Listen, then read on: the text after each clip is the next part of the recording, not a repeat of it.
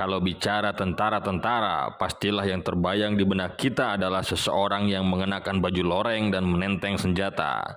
Banyak film-film yang mengisahkan tentang cerita peperangan, produksi negeri Paman Sam yang mengambil latar belakang kisah nyata yang dialami oleh veteran prajurit perang. Seperti Saving Private Ryan, Band of Brothers, Dunkirk, dan tentunya sang pahlawan layar kaca Rambo yang bisa menghadapi puluhan musuh hanya seorang diri. Tapi banyak yang tahu bahwa ternyata tentara nasional kita, TNI, pernah membuat dunia kagum, sekaligus menelan ludah karena tercengang dengan apa yang mereka lakukan. Melansir dari artillery.org, Kopassus sebagai bala tentara utama Indonesia pernah menjalankan misi yang dianggap mustahil oleh seluruh angkatan bersenjata di dunia. Kejadiannya berawal pada tahun 62 di negeri Kongo yang waktu itu sedang bergejolak. TNI kembali diminta oleh United Nations atau Perserikatan Bangsa-Bangsa untuk mengirim pasukan perdamaian ke Kongo. Di bawah pimpinan Letjen TNI Kemal Idris, pasukan perdamaian Indonesia tersebut diberi nama Kontingen Garuda 3 atau Konga 3, di mana anggotanya diambil dari Batalion 531 Riders, Satuan-Satuan Kodam 2 Bukit Barisan, Batalion Kavaleri 7, dan unsur tempur lainnya termasuk Kopassus yang waktu itu masih bernama Resimen Pasukan Komando Angkatan Darat atau RPKD. Konga 3 berangkat dengan pesawat pada bulan Desember 62 dan akan bertugas di Albertville, Kongo selama 8 bulan di bawah naungan United Nations Operation in the Congo atau UNOC.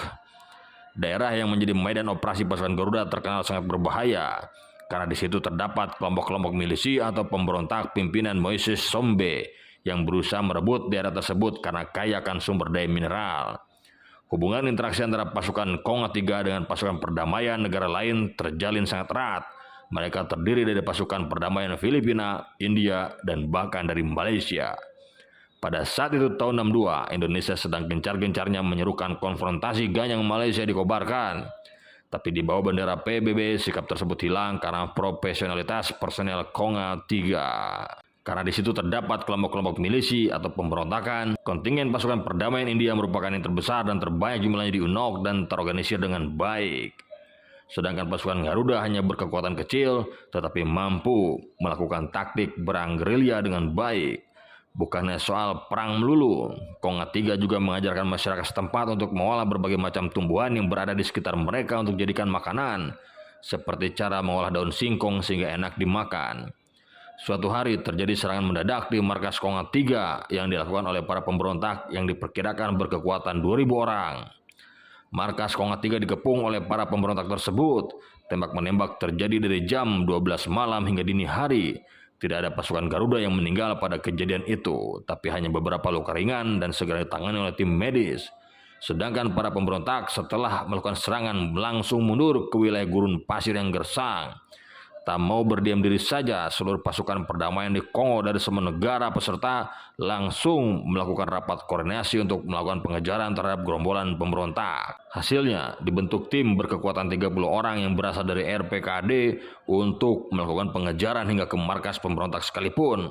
Raut wajah bersemangat tinggi berkobar di tiap-tiap personel prajurit RPKD yang terpilih untuk melakukan pengejaran. Iringan doa dari semua pasukan perdamaian menyertai ke-30 prajurit terpilih karena mereka akan berada di wilayah yang disebut No Man's Land. Di mana No Man's Land ada wilayah tak bertuan yang merupakan daerah terlarang bagi pasukan PBB karena di kawasan tersebut pasukan dari India pernah ditembaki habis-habisan. Ke-30 pasukan RPKD yang menyusup ke sarang pemberontak dipimpin oleh seorang kapten dan 5 orang letnan. Mereka menyamar layaknya penduduk setempat, badan dan wajah digosok arang sehingga hitam menyerupai kulit penduduk setempat. Ada juga personel yang berpakaian layaknya wanita, membawa bakul sayuran. Menurut informasi, para pemberontak berkekuatan 3.000 orang bersenjata lengkap termasuk kendaraan lapis baja. Ke-30 personel RPKD itu juga mendengar informasi bahwa penduduk setempat termasuk pemberontak sangat takut dengan apa yang dinamakan hantu putih, yaitu sosok berpakaian putih berbau bawang putih. Hal ini dimanfaatkan oleh para personel RPKD dengan mengubah penampilan penyamaran mereka dengan menggunakan jubah putih yang mengembang apabila ditiup angin. Isyarat serangan pun diberikan oleh komandan pada waktu menunjukkan pukul 12 malam.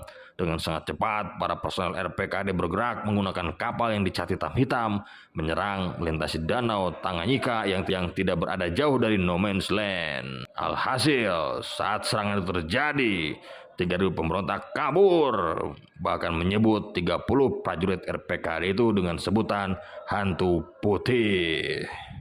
Bravo TNI.